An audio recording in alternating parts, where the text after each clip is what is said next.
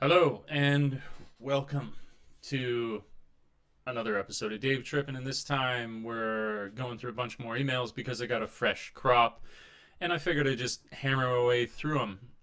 And some of them are like kind of funny questions that are over very quickly. So here we go. Let's not make this take a half an hour. Daedalus. That's one of the coolest names that is written to me by far. Daedalus writes to ask, first about podcasts. I'd love to do like a real podcast, like a full length thing. That's different. Are skateboards a thing in Japan? Because I plan on taking my electric skateboard. I didn't even know that exists. I think we'll visit the countryside, then the city, and don't plan on buying a car. Blah blah blah. Skateboards are a huge thing here, actually. And one time when I was out in was it yeah it was an area of Chiba, that's the city east of Tokyo.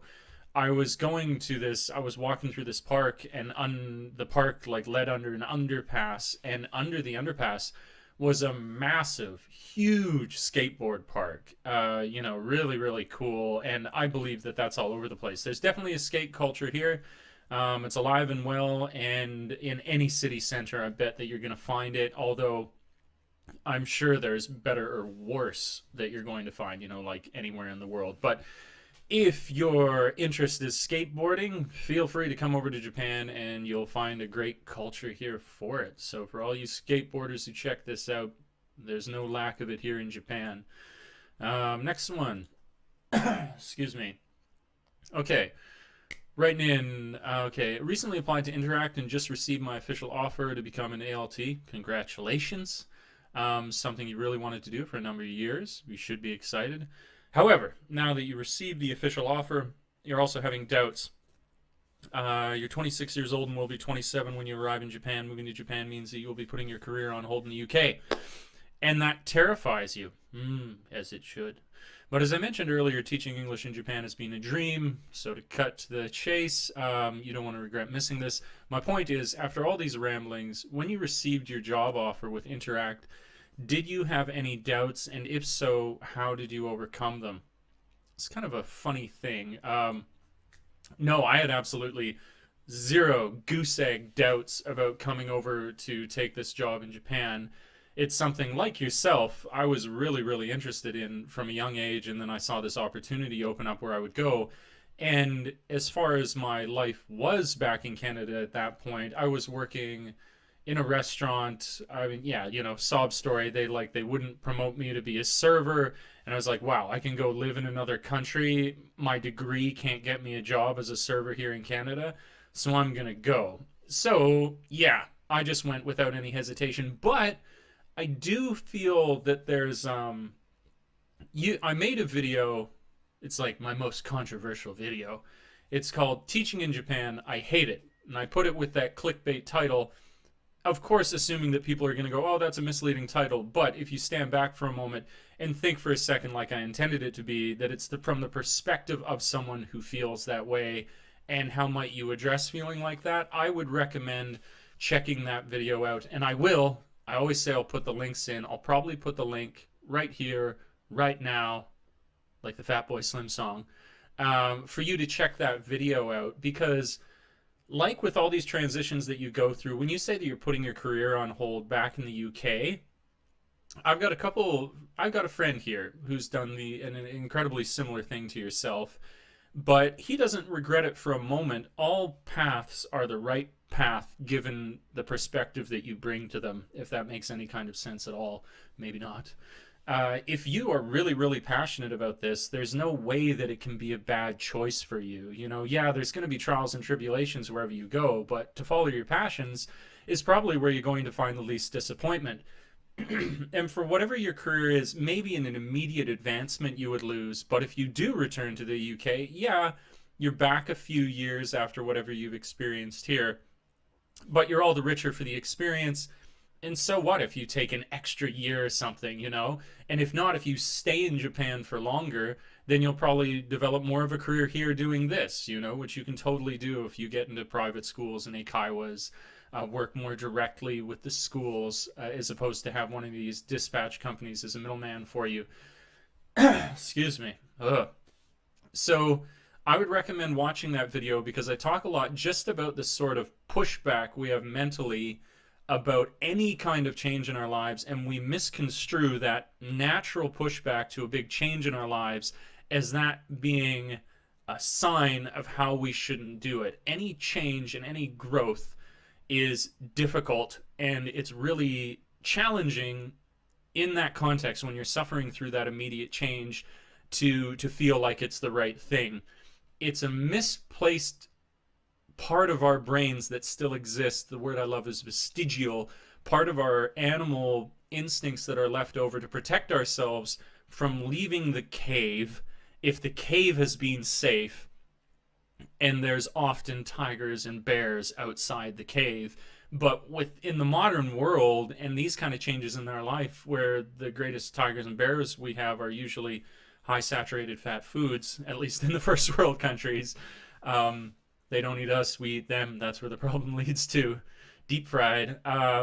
It's an illusion. These problems of change, these problems are not actually real, and it's a part of our neurological design that we feel these ways. So like I said, I'm going to have already flashed by that video that you should check out, and I think I do a pretty good job of discussing what it's like, and I relate the idea, I ground it not in just me going on and talking about, you know, all these like lovely sunshine and rainbow things. It's rooted in neuroplasticity and the difficulties our brain has in change. We are designed in many ways to find routines and find patterns and stick to them because it lessens the workload on our brain, but in no way is it actually truly healthy for you if you want to develop as a person, as opposed to becoming a kind of automaton who just goes through the motions of everyday life. So don't be afraid. Venture forth. Give some views to my video. And you won't regret it. You know, I've had ups and downs here, but I'll never regret having come here. It is not a regret. It's an incredible experience. Okay, moving along. Okay, hello, Dave. Hello. Basically, you're 20 years old. You've studied for 1 year last year, arts and media BA. We sort of took a break from university. Whatever. I was like Van Wilder. I took so long to finish university. You wanted to switch to film production. You were going to start in September, which is past, of course, but I never had a break from education, and I didn't know if I wanted to continue, hence the break. I don't blame you. Like I just mentioned, all paths in life, provided you're living passionately, can be the right path. Now, instead of continuing your film, I've been looking for a job in Japan, whether it is teaching English or not. I've been looking into the types of jobs you can apply for. I've been trying to find out if I require a degree for all these jobs and where will I be living, etc. I've done a bit of research. You're eligible for the working holiday visa. You have a bit of work experience, skills with photography, graphic design, videography, blah, blah, blah. But I've been applying for English teaching jobs. I'm on quite a budget. Ugh, that's tough, especially coming to a new country. Many different types of jobs that include accommodation and visa sponsorship. Most ask for a degree, but I did not note in email cover letters that I can obtain the working and know it's only valid for 3 months. I think there's a way around it. I can speak basic Japanese, blah, blah, blah. Then I watch it. Okay, so this is basically a work visa job question. That's what I'm picking up from this one. So I've been touching on this a lot, but I don't mind making video after video about it. I really don't care. It gives me something to talk about. I enjoy the sound of my own voice. Ha.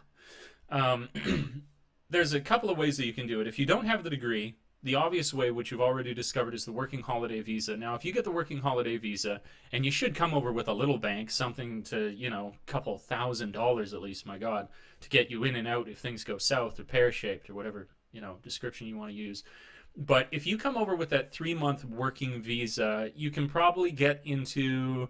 You could probably get into some sort of like international bar. Like they got hub bars all over the place which need you to be able to speak English, and the majority of your customers are foreigners, so it's okay.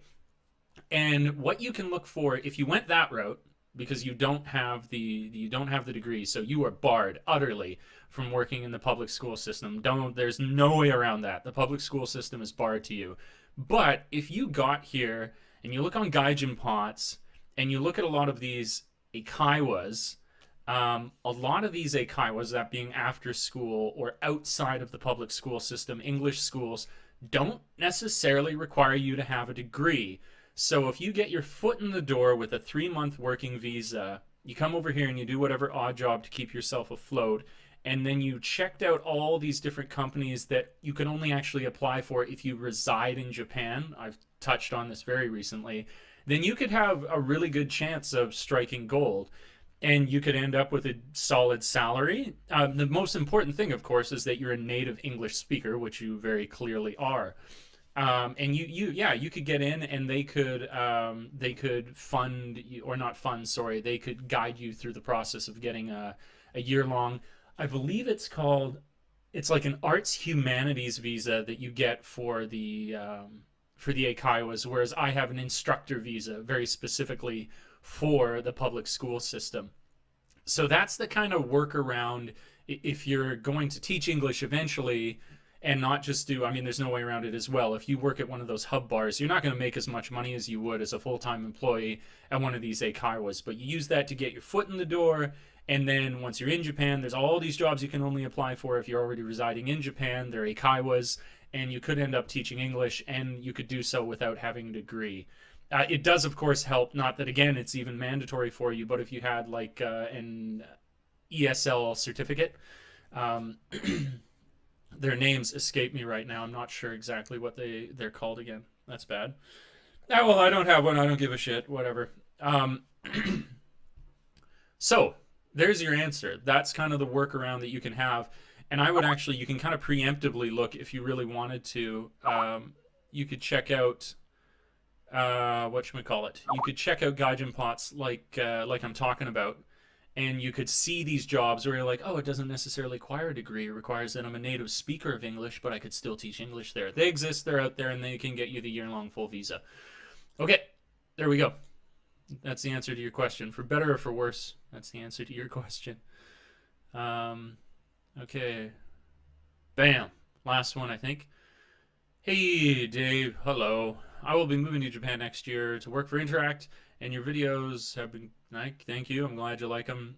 Does Interact allow employees to relocate to different cities? I saw that the Interact website has positions in areas closer to Tokyo, such as Saitama and Chiba, but are only for applicants already residing within Japan.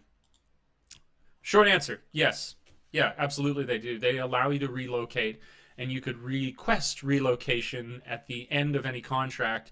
And you're in a really good position when you're initially hired, because you'll usually come over here without a designated placement. And I've said this in a number of other videos. Don't be bullied into taking the first placement that they offer you if you're not digging it, if it's not groovy. If you feel like you want to go somewhere else and you're like, what the hell, that's out in buttfuck nowhere, I don't want to be there. Be like, no, that placement isn't good for me. I'm going to wait until you offer me a different one. They're not, having gotten you into the country, going to fire you and send you back home. So yeah, that you can choose, when you first arrive. And not only that, at the conclusion of a contract, you can then jump around to different places. I've known people in their first year who got placements in Tokyo when everybody says, oh, that's impossible because all the people who've been here for a while only get those placements. Not necessarily. And now with Interact, they're separating, all their branches are almost like separate companies. So I will say, though, it is less to do with, so here's my warning to you. This is something as well where they'll try and paint it to you in a form of seniority. Utter bullshit. It has nothing, in the smallest amount, it has something to do with your seniority. What it really has to do with is what they need.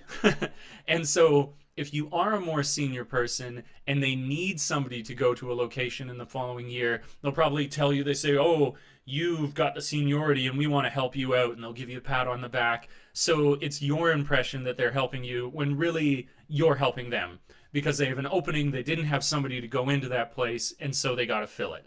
But yeah, the short, less angry and bitter description of what just happened there is that, yeah, you can relocate. Absolutely you can, and you can let them know ahead of time. You can let them know specifically where you are. And if you get into a good branch, they'll probably be more helpful. I mean, that's a big thing too when you hear about all the reviews about Interact, most of them bad, is that it's that branch has a bunch of nightmare assholes working for them, whereas my branch, I can say quite confidently, it's been pretty good. I know that there's a hell of a lot, excuse me, worse places to be. So yeah, you can relocate. That's all. I could have said that without going on a tirade, but whatever. Okay, I have made it through the emails. So if this is useful, please do smash the like button to let me know that you enjoy videos like this. If you have questions about Japan, either write to me down in the comments or send me an email down to my information below, which is always there, always available for you. Yeah, subscribe, comment, share. Come on. All right, I'll catch you guys in the next video. Peace.